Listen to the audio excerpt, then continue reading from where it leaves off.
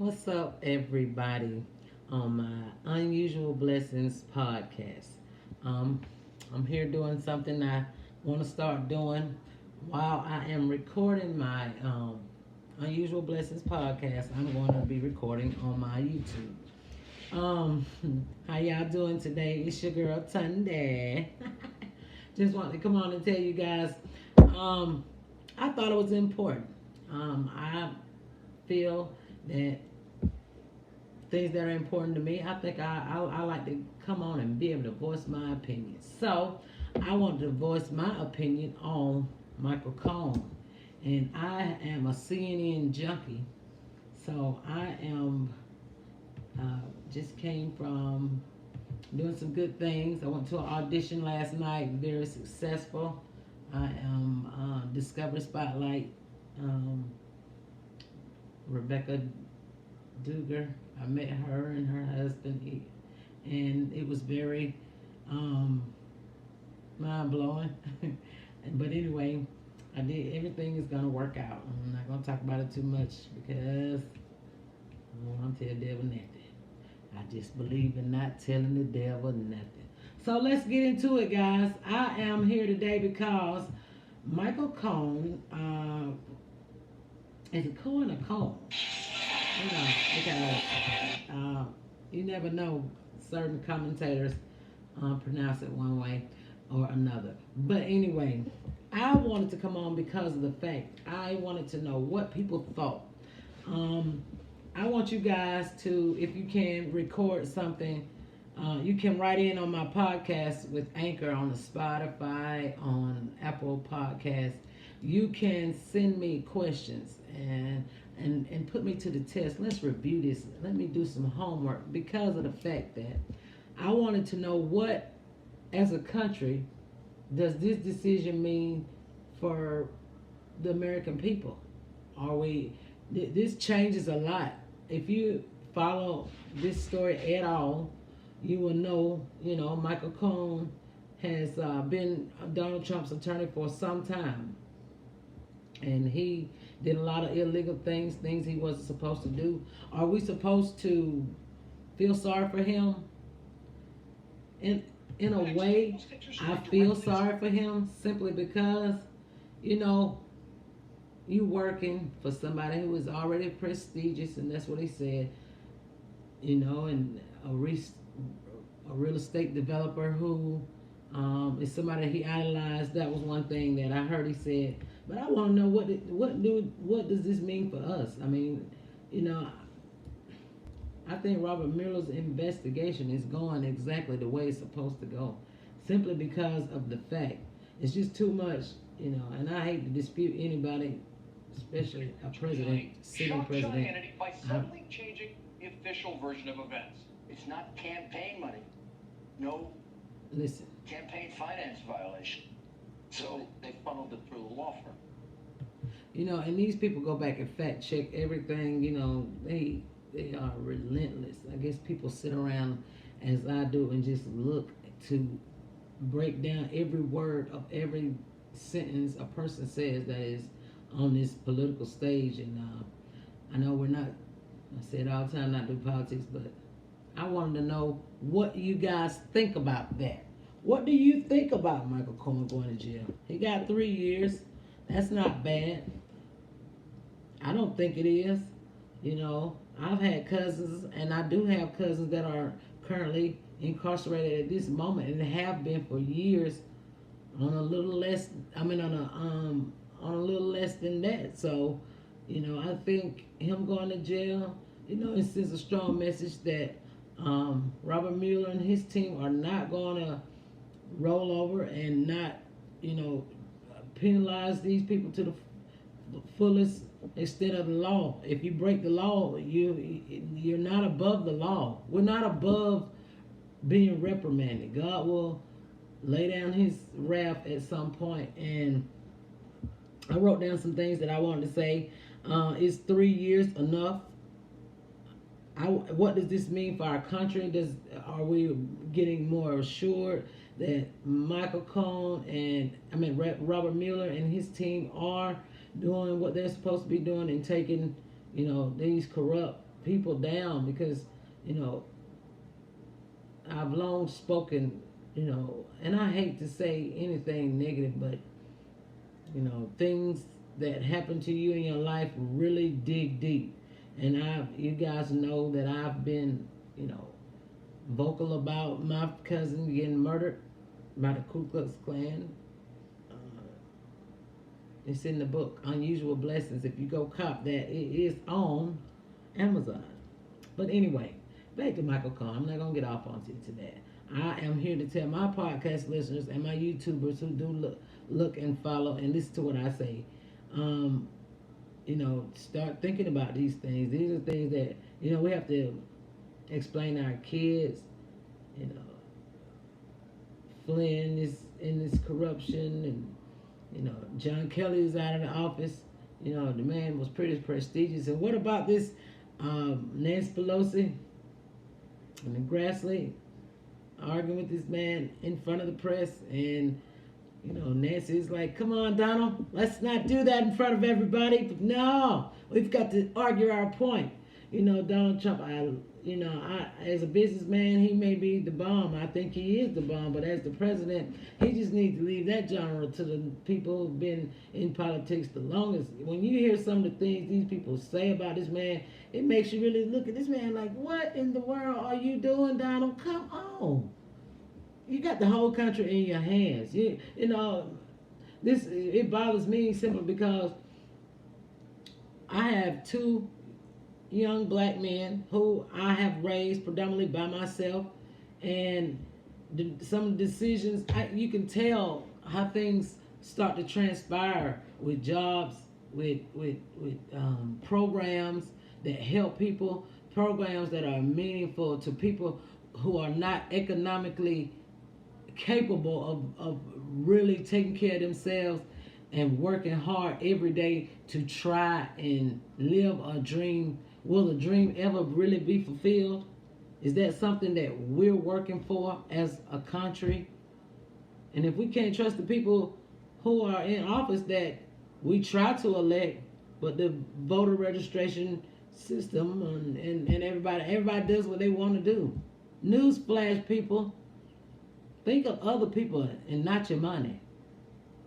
You know, I promise if I had a lot of money, I'd help anybody I can to try and be better. That's what I want to do. I want to set up areas where people can, you know, educate themselves. Women can educate themselves.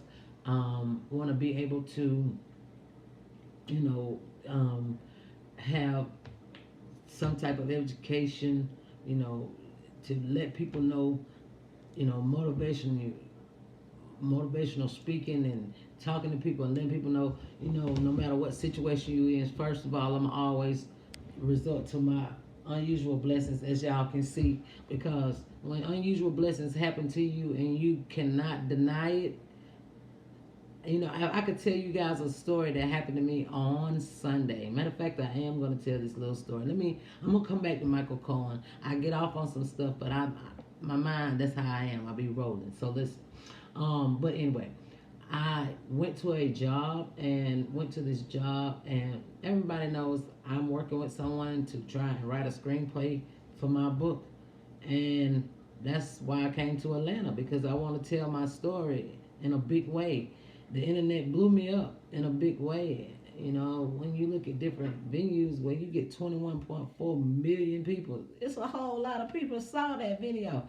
Where you at? Let me tell you something else about your girl. But anyway, so I go out to this patient's house to work, and shout out to Kim. It's her mother. I'm taking care of her mother. And this young man walks down the stairs, and he walks downstairs, and I asked her, was that her son? She said no, that was her godson. He had just moved in from California, and he just got his master's in screenwriting and directing, and he does acting. Handsome young man, you know. So, you know, I'm telling her about my book, and I go out to my truck to get to a copy to take her and her full-time caregiver, because I just helped out for a day, and let them look at it. But while he stood on the porch on the phone, so I proceeded to let him see one of the books. So he was like, okay, I'll take a look at it. So he gets the book. He goes upstairs. I didn't know, when he particularly was gonna look at it. We were talking, girl talk, and so it didn't bother me that he went on upstairs. But about 10 minutes later, he comes down and he has his phone in his hand and he's telling his godmom, and look, read the date, and it's October 16th, I think, or 26th or something like that, 2017. He had written my name down and about the story. He had written my name down, guys, and about the story. He didn't know me.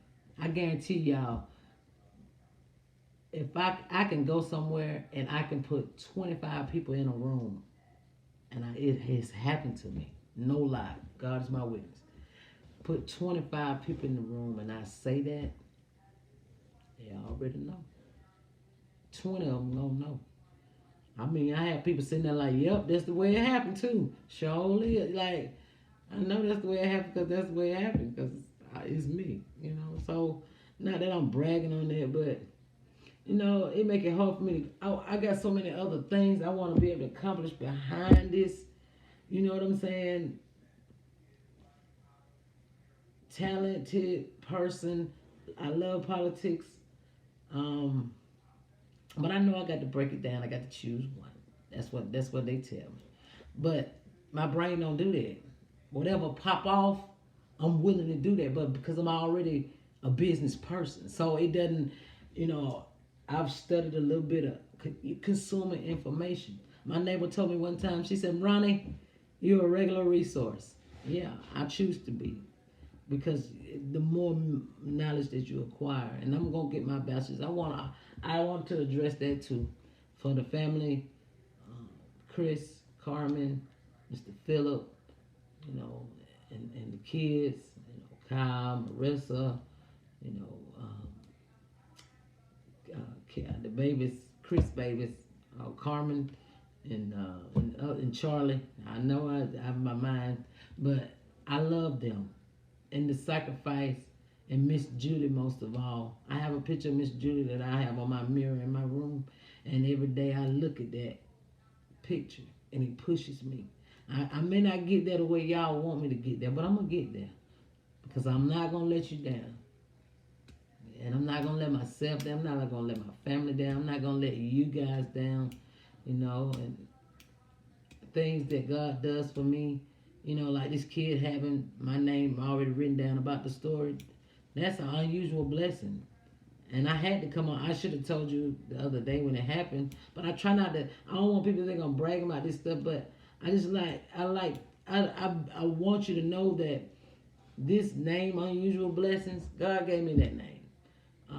Eyes on the Prize, Personal Care, and Foundation, God gave me that. And I really want the chance to grow my business. There's so many seminars or groups I'm a part of that you guys don't even know about. I can take classes, be scaling, learn how to scale my business, and really turn this into a life. It's already life altering, but I want to get paid now because I know more than just one area. I just need an opportunity, and I don't know where that came from, but I'm glad I said it because I'm being real. But let me tell you about my audition last night because I'm so candid with you guys because I love y'all. Y'all know I love y'all. Don't do that. Don't do me like that. Y'all know I go off. I have to make you laugh a little bit too. And when I figure out how to get my music on here, y'all look. I got my microphone. Podcast listeners, you can't see it, but I got my little light back there. I got this going. I got my new vlogging area. I'm proud of it. Okay. Okay. All right, Tony. Okay. But anyway, I just wanted to I'm happy today. So I wanted to come on. But back to Michael Cohen. I just want you to be able to tell your kids, man, explain to your kids. Let your kids know about the presidency. Let your kids know about the executive branch because that's the head. That's the head of this country. And, we have to have a good head and so the body can be good. That Jesus to me, was no offense to nobody. Happy holidays. Jesus was my is my head. So and my or your brain. Let's just say that your brain is your head. And if your brain isn't functioning at full capacity, things tend to be distorted, or you think other ways. Poor Mr. Trump. His mom and daddy gave him everything. When he couldn't have it, he like, I want this, I want that, I want this, I want that. And they did a tantrum tantrum like he does in the grocery store, and that's what they did. And that's the way he has lived his life. Poor Mr. Trump. We're going to pray for you, folks, but you got to go. I'm sorry. I had to get that out. But listen, guys. And another thing, let me see what else I was going to tell you guys about this.